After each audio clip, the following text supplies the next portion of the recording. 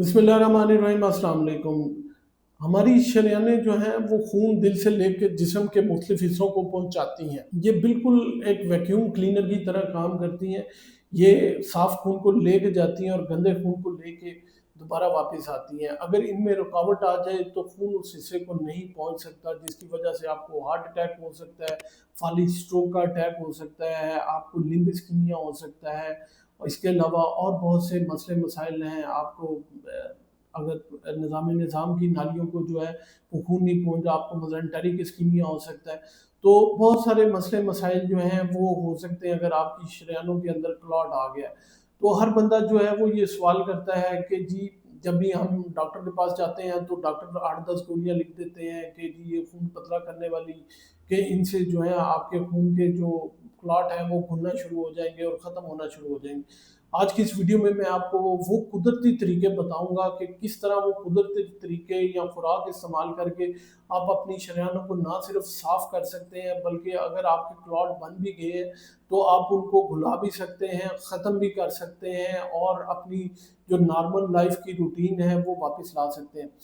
शरेयानों में क्लॉट बनने का जो प्रोसेस है उसको एथेरोस्क्लेरोसिस कहते हैं। अब ये क्लॉट बनता किस तरह है, अब हम इसकी पैथोफिजियोलॉजी को समझते हैं। शुरू में जो हमारी शरेयानें, एक नॉर्मल इंसान की जो शरेयानें होती हैं वो बहुत ज़्यादा लचकदार होती हैं और बिल्कुल स्मूथ होती हैं। लेकिन जब हम बहुत ज़्यादा तली हुई चीज़ें, प्रोसेस फूड, उसके अलावा अगर हमारी शुगर कंट्रोल नहीं है, ब्लड प्रेशर ज़्यादा है, तो ये क्या होता है, इससे हमारी जो नालियाँ हैं उनके अंदर जाके ये जो नालियों की झिल्ली है जिसको हम एंडोथेलियम कहते हैं, वहाँ पे जाके सोजिश पैदा करती हैं, उस पर नुकसान बनाती हैं और ये उसके ऊपर जाके जमना शुरू हो जाती है। खुसूसन एलडीएल, लो डेंसिटी लिपोप्रोटीन्स, ये जो है ये ख़राब कोलेस्ट्रॉल है जो कि हमारी खून की नालियों को नुकसान पहुंचाता है और वहाँ पे जाके जमना शुरू हो जाता है। ये अपने साथ साथ और भी बहुत सारे मादों को लेके वहाँ पे जो है एक समझ लें गुठली सी या गुच्छा सा बना देता है, जिसको हम प्लेक कहते हैं। जब ये प्लेक बनना शुरू होता है तो ये नाली के अंदर सोजिश पैदा करता है, जिसको इन्फ्लामेशन कहते हैं। जब वहाँ पे इन्फ्लामेशन होना शुरू हो जाएगी तो दिमाग, जिस्म का जो अपना कुव्वत मुदाफ़अत का निज़ाम है वो एक्टिवेट होना शुरू हो जाता है और जब वो एक्टिवेट होना शुरू हो जाता है तो हमारी बॉडी में डिफरेंट किस्म के जो खुलिये हैं वो उसके ऊपर जाके लगना शुरू हो जाते हैं। अब होगा क्या कि वो जब लगना शुरू हो जाएंगे तो वो सख्त हो जाएगा और वो जो है नालियों को बंद कर देगा। इसके साथ साथ जो है हमारी जो खून की नालियां हैं उनकी लचक खत्म होना शुरू हो जाती है। जब ये सारा प्रोसेस हो रहा होता है तो खून की नालियों की लचक खत्म हो जाती है, जिसकी वजह से जो है खून की नाली जो है वो तंग होना शुरू हो जाएगी। और इमेजिन करें, एक चीज़ जो इतनी फूल सकती थी वो अब इतनी सी रह गई है और जब खून का पीछे से प्रेशर आता है, आगे क्लॉट जमा होता है, तो फिर जो है वो आगे ब्लड नहीं जाना पाता। तो आपने अक्सर देखा होगा कि अगर आप पाइप को आगे से बंद कर दें तो क्या होगा, नतीजतन क्या होगा, पीछे से जो नल के साथ जो पाइप लगा होता है वो उतर जाता है कई दफ़ा। तो पानी का प्रेशर एकदम जो है वो नल से बहुत ज़्यादा निकलता है। इसी तरह जब वो प्रेशर निकल रहा होगा तो दिल में बैठ जाएगा या फिर आपके जो है ब्लड प्रेशर स्पाइक करने के चांसेस बहुत ज़्यादा हो जाएंगे, हार्ट अटैक होने के चांसेस बहुत ज़्यादा हो जाएंगे। तो बुनियादी मसला जो है वो नालियाँ बंद होने का, वो प्लेग का बनना है। अब जो है मैं आपको ऐसे तरीके बताता हूँ जिनको अपना के या ऐसी खुराक जो है वो आप करके तो जो है अपने प्लेग बनने के प्रोसेस को जो है वो रोक सकते हैं। याद रखें, दवाएं जो हैं वो हतमी नहीं है। हतमी जो है वो आपकी खुराक ही है। दवाएं सिर्फ उस प्रोसेस को रोक सकती हैं बढ़ने से, उस प्रोसेस को ख़त्म नहीं कर सकती। तो उस प्रोसेस को आप कुदरती तरीके से ख़त्म कर सकते हैं और वो ये है। आपकी सबसे बड़ी खुराक जो है उसमें सबसे पहले है लहसुन या गार्लिक। ये एक कुदरती जो है ब्लड थिनर है। इसमें एल्सिन नामी एक प्रोटीन होती है। ये क्या करता है, ये ना सिर्फ कोलेस्ट्रॉल को कम करता है, ब्लड को पतला करता है, इसके अलावा जो है ये हमारे ब्लड प्रेशर को भी बहुत अच्छा कंट्रोल करता है। तो कोशिश करें सुबह खाली पेट जो है वो लहसुन की 1-2 तुरियां जो है वो लाजमी चबा के कच्ची खा लें। नहीं खा सकते, कूट के थोड़ा सा शहद ऐड कर लें और वो लाजमी इस्तेमाल करें। दूसरे नंबर पे है अदरक या जिंजर। अदरक जो है ये नेचुरली जो है हमारे कोलेस्ट्रॉल के प्लेक्स को समझ लें पिघला देता है और उन घुलने में बहुत अहम किरदार अदा करता है। अब इसको इस्तेमाल कैसे कर सकते हैं? अदरक का एक टुकड़ा लें, उसको पानी के अंदर अच्छी तरह उबालें और वो आप जो है वो पानी पी लें, चाय बना के समझ लें या कहवा बना के थोड़ा सा शहद ऐड कर लें, अगर आपको जो है जायका पसंद नहीं आ रहा। तीसरे नंबर पे है हल्दी का दूध या गोल्डन मिल्क। ये जो है इसमें हल्दी जो है इसमें कुरकुमिन नामी एक प्रोटीन होती है जो कि एक्सीलेंट एंटी इंफ्लामेटरी है। अगर किसी का आपने सुना होगा किसी को चोट लग गई है या सड़क पे गिर गया और दर्द वगैरह बहुत ज़्यादा हो रही है, तो आज भी गांव के लोग जो है वो हल्दी वाला दूध पिलाते हैं ताकि इसकी दर्द कम हो सके और इसके जख्म जो है वो जल्दी भर सके। तो बेसिकली जो क्यूरक्यूमिन है, जो प्रोटीन है हल्दी के अंदर, वो बहुत अच्छी एंटी इंफ्लामेटरी है, यानी कि सोजिश को कम करती है। जब सोजिश कम होगी तो कोलेस्ट्रॉल बनने और उसके प्लेक बनने का अमल ऑटोमेटिकली जो है वो ख़त्म हो जाएगा। तो इसको इस्तेमाल किस तरह करना है? आधा गिलास या एक गिलास दूध के अंदर आधी चम्मच जो है वो हल्दी की मिला के उसको अच्छी तरह जो है हल करें।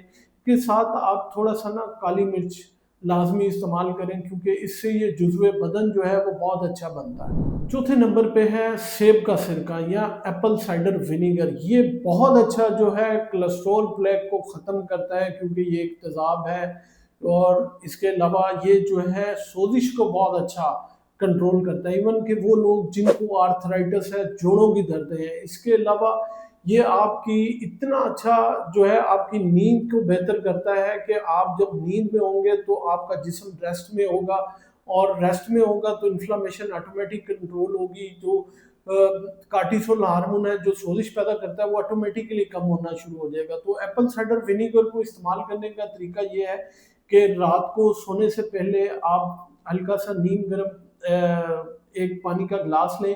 जब आप बिल्कुल खाना ख़त्म कर रहे होते हैं उसके साथ ही एक चम्मच सेब के सिरके का उस पानी में डालें, हल्का सा शहद डाल लें क्योंकि विनीगर है तो जायका काफ़ी ज़्यादा तुर्श होगा, तो आप वो साथ ही पी लें। आप इसको अकेला ना पिएं या खाली पेट ना पिएं। वजह ये है कि ये डेंटल इन्फेक्शन हो सकते हैं या दांतों को काफ़ी नुकसान हो सकता है, या फिर जो है गैस्ट्राइटिस के पेशेंट जो होते हैं जिनको मैदे के मसाइल या अल्सर वगैरह होते हैं वो अपने डॉक्टर के मुस्तरद मशवरे के बगैर इसको इस्तेमाल ना करें। लेकिन अगर आपको कोई मसला मसाइल नहीं तो Apple cider vinegar is an excellent जो है जो एंटी इंफ्लामेटरी है और कोलेस्ट्रॉल के प्लेक्स को जो है वो रिमूव करने के लिए बेहतरीन है। इसके बाद बारी आती है मीठा सोडा और नींबू की। मीठा सोडा जो है वो हमारे जिस्म की जो पीएच है उसको बहुत ज़्यादा मतवाजन रखता है। आप एक गिलास पानी के अंदर आधा चम्मच मीठा सोडा और आधा चम्मच जो है नींबू का रस डाल के वो पी लें। एक एहतियात इसमें करनी है, अगर आप हाई ब्लड प्रेशर के पेशेंट हैं तो मीठा सोडा बिल्कुल इस्तेमाल ना करें। इसके बाद बारी आती है हाईली फाइबर डाइट की। आप कोशिश करें कि सब्जियां, अनाज और फाइबर जिन चीज़ों में प्रीबायोटिक्स वो लाजमी इस्तेमाल करें। ये क्या करती हैं, ये कोलेस्ट्रॉल को समझ लें एक किस्म की हथकड़ी लगा लेती हैं और अपने साथ जो है वो बांध लेती हैं, जिसकी वजह से ये इंटेस्टाइन में जज़ब होता है और फिर पखाने के ज़रिए खारिज हो जाता है।